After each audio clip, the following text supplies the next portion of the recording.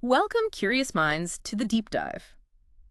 Today, we're embarking on a journey into what seems like, well, empty space. Just take a moment and really think about it. How does our Earth, without any visible strings or anything, how does it just effortlessly orbit the sun millions of miles away? Right. Or even simpler, how does a magnet on your fridge pull a paperclip towards it? They're not touching. Exactly. For centuries, this was one of the universe's biggest mysteries, wasn't it? People just called it action at a distance. Which basically meant a mysterious kind of instantaneous influence happening across, well, nothingness. It felt a bit like magic, honestly. It really did. And that feeling, that lack of a, local explanation, it was a huge challenge for science. Oh, absolutely. Yeah. Imagine trying to build a consistent picture of reality when forces could just, poof, act instantly across empty space. It led to this view of the universe as like a giant clockwork. A clockwork of separate, disconnected objects, each somehow knowing about the others without any real link. Precisely. Until this revolutionary idea came along, the concept of the field. The field, the unseen architecture, as our sources put it, that fills the void. And this wasn't just a math trick. It was a huge shift in thinking. It moved us from that clockwork view to seeing the universe as interconnected, continuous. And that's our mission for this deep dive today, isn't it? To sort of demystify these classical physics fields. We want to explore their basic properties and just how much they changed our view of reality using the sources you sent in. And it's really important to stress this isn't just abstract physics talk. Understanding fields is, well, it's key to grasping how everyday things work. Gravity, light. Right, the stuff that holds us down and the stuff we see with. Exactly. Yeah. So getting this gives you a kind of shortcut to being genuinely well-informed about the universe's fabric. You're likely going to have some real aha moments today. Okay, let's dive in. We should probably start with the problem fields we're trying to solve. Before fields, as we said, the universe was seen as just objects, separate things. Planets, cannonballs, maybe atoms later on, all just floating in what everyone assumed was truly empty space. But somehow they were exerting these mysterious and instantaneous forces on each other. How? That was the big question. It was a massive conceptual hurdle. How does the Earth know the sun is there 93 million miles away to orbit it? Yeah, there's no rope. No rope, no connection you can see. Or think about a compass needle. It just sits there and you bring a magnet near. And it snaps into alignment. Again, no touching. Right, that action at a distance thing was a real puzzle. It bothered people for ages. Physicists didn't have a good mechanical explanation. It felt incomplete. So the solution needed to be pretty profound, and it was. This idea of the field. The idea that a field is a physical quantity that has continuous values at every single point in space and time. That's the key phrase. Continuous values everywhere. Everywhere. Right. So instead of forces jumping between objects, the forces are mediated by this invisible architecture that fills the void. So the field is the go-between, the missing substance. Exactly. It replaces that awkward idea of truly empty space with something active, something real that carries the influence. That's a huge shift. It means space isn't just empty background. Not at all. The field concept argues that space itself has properties at every single point, continuously. And these properties are what transmit forces. Okay. Let's make this concrete. The sources use a great example, a temperature field. Ah, yes, the room example. It's very intuitive. So imagine a big room in winter. You've got a roaring fireplace in one corner, pumping out heat. Nice and warm over there. But on the other side, maybe there's a drafty window letting cold air in. Brrr. So the temperature isn't the same everywhere, obviously. A temperature field describes this by assigning a specific temperature value, just a number, like 22 Celsius or 70 Fahrenheit, to every single point in that room. Every point. Not just where the fireplace is or the window or even where you put a thermometer. You mean like a point floating in the air, a foot off the ground in the middle of the room? Exactly. That point has a temperature. Move an inch to the left, it has a temperature, maybe slightly different. The whole collection of all those temperature values everywhere in the room, that's the temperature field. And it's continuous, right? It smoothly changes from hot to cold across the room. Precisely. The field is a property of the space itself. It exists whether you measure it or not. Okay, let's unpack this. So it's like the room itself has temperature everywhere, not just the air molecules within it, right? The space is hot or cold. That's the conceptual leap, yes. What's fascinating is that the field isn't just a handy description. It asserts that temperature is this continuous thing defining the space. Which is totally different from how we think about particles, like a billiard ball. Completely. A particle is here, at this single point. Now, a field is everywhere, all the time within its domain. It's a property of the space itself. Wow, that really reframes things. Space isn't passive, it's active, it carries information. Okay, so this leads to the first big way we classify fields, scalar and vector nature. Right, because while all fields assign a value everywhere, the type of value matters a lot. So first up, scalar fields. Tell us about those. Scalar fields are the simpler type. The value at each point is just a single number, a magnitude. It has no direction associated with it. Like our temperature field. 22 degrees Celsius is just 22 degrees. It doesn't point anywhere. Exactly. Or think about air pressure on a weather map. At any point, it might be 101 kilopascals. That's a magnitude telling you how much, but not which way. Density is another one, how much mass per volume, just a number at each point. So it's just a quantity, like how heavy something is or how hot, but not which way it's pushing or pulling. Precisely. No directionality, just magnitude. It's often about intensity or amount. But then you have the other kind, vector fields, and these sound more involved. They are, and they're crucial for forces. A vector field assigns both a magnitude and a direction to every point in space. Ah, okay. Like wind, the classic example. Every example, you can't just say the wind speed is, say, 15 miles per hour. That's incomplete. You need to know which way it's blowing, towards the northeast or straight down the street. Exactly. So at every point, a wind velocity field gives you a speed, magnitude, and a direction. Imagine that weather map again, but with little arrows everywhere. Okay, I can picture that. The length of the arrow shows the speed, and the way it points shows the direction. You've got it. And that visual instantly tells you about the flow. And this is where the really fundamental forces in classical physics come in, because they act like this, don't they? They're vector fields. Most of the ones we experience directly are, think about the gravitational field of the Earth. It's everywhere around us. Pulling things down. Right. And at any point, say, where a satellite is orbiting, that field has a strength, magnitude, how strong the pull is, and a direction. Pointing straight towards the center of the Earth. Exactly. An astronaut floating up there isn't in empty space. They're immersed in this gravitational vector field. It dictates their path. Yeah. Classically, the field does the pulling. So it's like invisible arrows pointing inwards, stronger, closer to the Earth. That's the classical picture. That's the classical picture, yes. A field of vectors filling space. And it's the same for the electric field. Okay, how does that work? Well, take a charged particle, like a proton, which has positive charge. It creates an electric field around it. Also a vector field. Yes. The field vectors point away from the positive charge, radially outwards. And if you have a negative charge, like an electron, they point inwards. Yeah. Towards it. Exactly. And the strength, the magnitude of the field gets weaker as you move further away from the charge. So it's not just there's a force, it's there's a force of this strength pointing in that specific direction right here. It's incredibly detailed.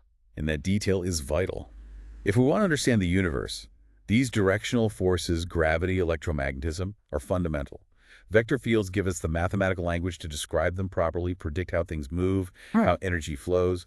Without the vector concept, classical physics wouldn't work. Okay, that makes perfect sense. But where do these fields actually come from? They aren't just there, randomly, right?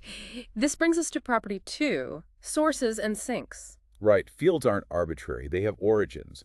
They are generated by physical sources. And they can also terminate on or be absorbed by sinks, which you can think of as negative sources. The whole pattern of a field is tied to these. Let's go back to the fireplace room. That makes it easy to visualize. Okay. The fireplace is actively pumping out heat energy.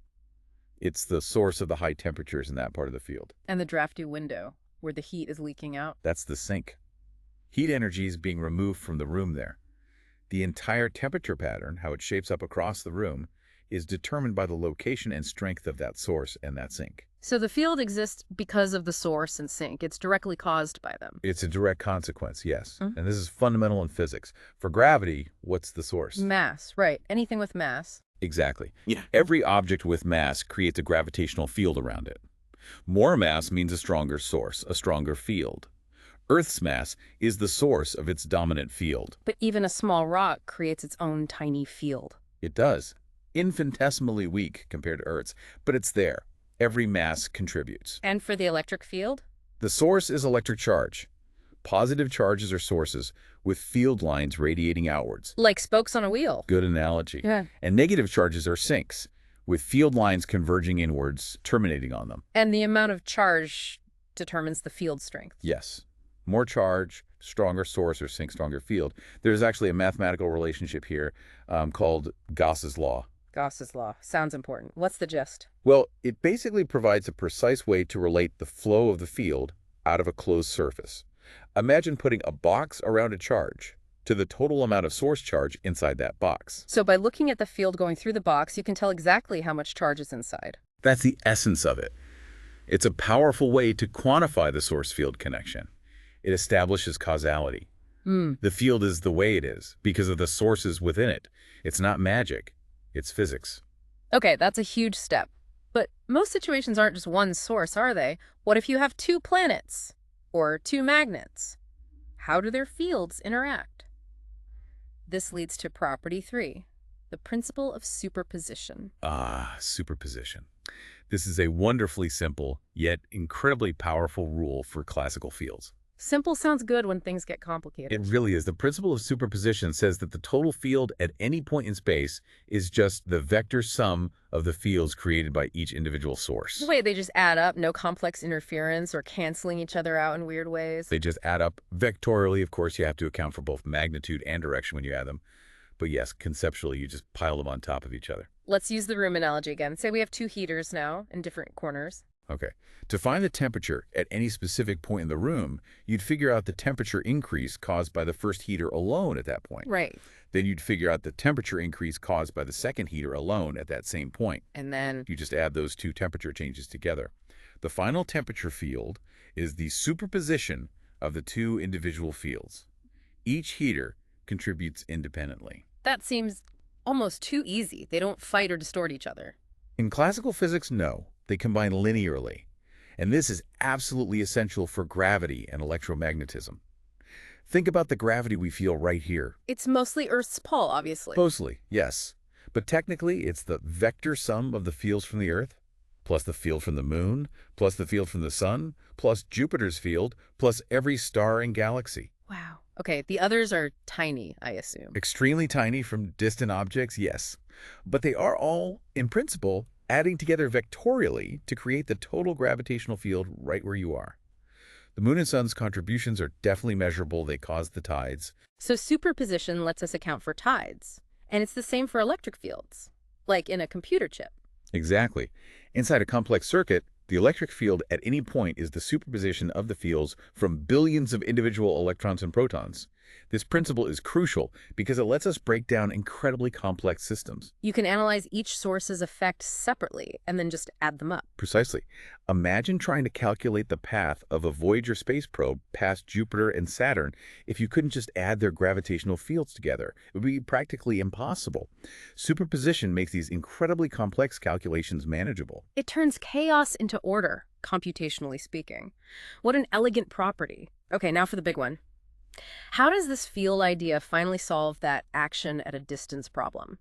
This sounds like property 4, dynamics, propagation, and finite speed. Yes, this is where fields truly shine and banish the spooky instantaneous action. Fields aren't static. They are dynamic. They can change, ripple, and propagate. Propagate, meaning disturbances travel through them. Exactly. They travel outwards from a source, but not instantly. They move at a finite speed. This is the key. Okay, let's use the classic thought experiment. The sun vanishing. Under the old action at a distance idea? Earth would instantly feel the gravity disappear and fly off into space. Spooky. But with fields, that's not what happens. Not at all. If the sun vanished, the gravitational field right here, near Earth, wouldn't change immediately. It holds the memory of the sun being there. For how long? For about 8.3 minutes. That's the time it takes for the news of the sun's disappearance, the change in the gravitational field, to travel across the 150 million kilometers from the sun to us. Traveling at the speed of light, which is also the speed of gravity in Einstein's theory. So for over 8 minutes, we'd still be orbiting a ghost sun, gravitationally speaking. We would. Only after that 8.3 minutes would the field here update, and Earth would start drifting away. This finite speed makes interactions local and causal. No instantaneous effects across space. That's incredible. The field itself carries the change, like a wave. Precisely. And that leads directly to the idea of waves. If you wiggle an electric charge, you create a disturbance, a ripple, in the electromagnetic field around A it. single wiggle, a single ripple. Yes. But what if you wiggle it back and forth continuously, periodically? Like shaking a rope up and down. Exactly. That creates a continuous propagating disturbance in the field. That's an electromagnetic wave. And these electromagnetic waves are things we know. Oh, yes. Light is an electromagnetic wave. So are radio waves, microwaves, X-rays, gamma rays, they're all the same fundamental thing. Just different frequencies or wavelengths of wiggles in the electromagnetic field. You got it. They're all disturbances traveling through the electromagnetic field. The field is the medium. Light isn't something traveling in the field. Light is the oscillating field propagating. So light isn't really particles flying through space in the classical sense. It's a wave in this invisible field structure. That's the classical picture, yes. A propagating oscillation of the field itself. And this dynamic behavior, how fields change and propagate, is described by powerful mathematical rules. Like Maxwell's equations for electromagnetism. Exactly. Maxwell's equations are the rule book for how electric and magnetic fields behave, how they generate each other, and how they propagate as waves at the speed of light. They are the foundation of all classical electromagnetism in optics. It sounds like these fields are doing a lot more than just describing forces. They seem physically real.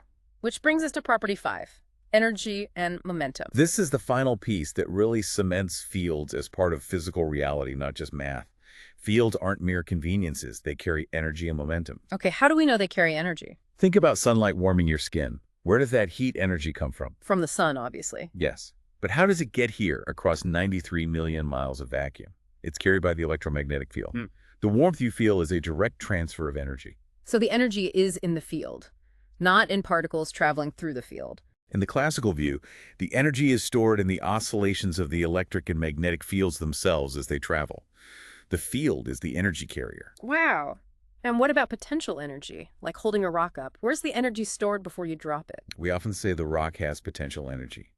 But a deeper way to think about it, using fields, is that the energy is stored in the configuration of the gravitational field between the rock and the Earth. Lifting the rock changes the field configuration, storing energy within it. So you're putting energy into the field itself. Yeah. That makes the field feel very tangible, like a physical reservoir. It does, doesn't it? And it's not just energy. Fields also carry momentum. Momentum, like they can push things. Exactly. Think about light. Light can exert pressure. It's a tiny pressure, but measurable. Is that the idea behind solar sails for spacecraft? Precisely. A solar sail works because the sunlight, the electromagnetic field hitting the large reflective sail, transfers momentum to it, giving it a gentle but continuous push. So the field itself is delivering a physical push, transferring momentum. Yes. If it can exert a force, it must be carrying momentum. This proves fields aren't just descriptive. They're active participants, transporting fundamental physical quantities. This completely changes the picture. Fields aren't just mathematical placeholders. They are real, dynamic entities that store energy and momentum, filling space. It solidifies them as fundamental components of reality. It explains how forces act and energy travels locally and causally. Which raises that fascinating question again. If space is filled with these energy-carrying, momentum-carrying fields, is empty space really empty at all? It certainly seems less empty the more we understand about fields, doesn't it? Even the vacuum is potentially buzzing with activity, albeit at a quantum level we haven't delved into today. So let's try and wrap this up. What's the big takeaway from our deep dive into classical fields? I think it's that the field concept is just incredibly powerful and elegant. It took us from a universe of disconnected objects doing spooky things To an interconnected, continuous reality where interactions happen locally through this mediating field. Exactly. By assigning values, scalar or vector, to every point, the field becomes the very fabric through which the laws of nature operate. It's the unseen architecture. And we've seen its key properties, being scalar or vector, Originating from sources and sinks, obeying superposition, so fields just add up. propagating dynamically at a finite speed, which gets rid of action at a distance and gives us waves like light. And finally, carrying real energy and momentum, proving they're not just math. Taken together, these properties give us a coherent, causal, and surprisingly intuitive picture of how classical forces work. And you mentioned this classical understanding is the foundation for modern physics, too. Absolutely. Modern quantum field theory, which is our most fundamental description of reality, builds directly on this classical field concept, although it adds layers of quantum weirdness, of course. But the core idea of fields permeating space-time remains essential. Okay, so here's a final thought for everyone listening, something to mull over. If so much of our reality, gravity, light, forces, is mediated by these invisible dynamic fields filling every point in space, how much of what we think of as empty is actually full, teeming with unseen activity? hmm What does that imply about space itself? Is it just a container, or is it a physical entity defined by these fields? And could there be other invisible architectures, other fields shaping reality in ways we haven't even discovered yet? It certainly makes you look at the space around you differently. It certainly does. The universe is far richer and more interconnected than it appears at first glance. A fantastic place to leave it for today. Join us next time on The Deep Dive as we continue exploring the concepts that shape our understanding of the universe.